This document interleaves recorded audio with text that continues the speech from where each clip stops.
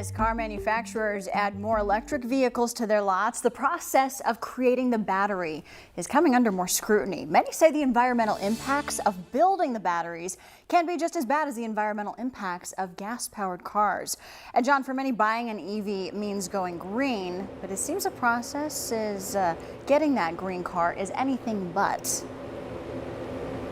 Yeah, well, Samantha, when you think about these batteries, they require more materials, and these are materials that basically have to be mined out of the ground. So think back to your school days, the periodic table of elements.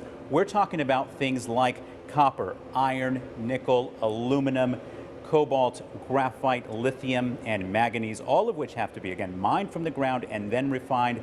By most accounts, that's not a very green process.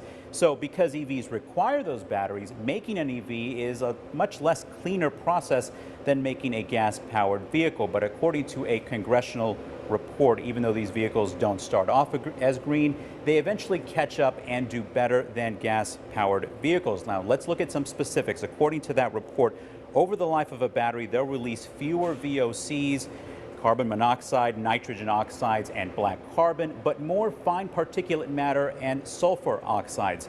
Those batteries consume less energy, but the production takes more water. After that, you have to understand batteries have a limited lifespan. So the question is, can these batteries be recycled or do they become trash? One of the things that's just really especially wonderful about lithium-ion batteries is that the materials inside of them can be recycled almost infinitely. So I can take a lithium-ion battery pack, whether it's from an electric vehicle or even if it's, from something like an iPhone, and I can infinitely recycle that down to its most basic elements. Redwood Materials, which is at the forefront of this innovation, says they're able to recycle most of those materials that we talked about, and they're getting ready for EV batteries to need to be recycled in mass 5 to 10 years from now. As the first EVs start to come off the road for good, the federal government is getting on board with recycling as well. According to Reuters, President Biden's infrastructure plan has a push for EV recycling, or EV battery recycling, rather. Samantha, Stephanie? All right, John, thank you.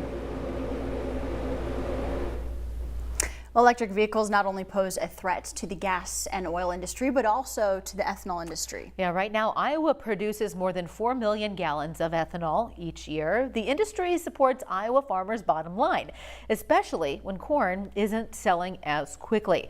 The head of the Iowa Renewable Fuels Association says he just wants ethanol producers to have a seat at the table when it comes to alternative fuel transportation discussions. The fact of the matter is, the world's transportation sector is somewhat complex, and in most things in life, there's not a silver bullet.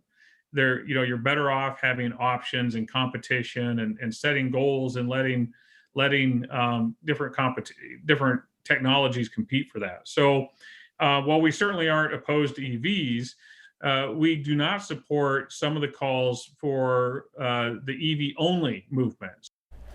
Ethanol industry supporters aren't outright against electric vehicles. They advocate ethanol is a clean option for fuel, but should be balanced in the conversation.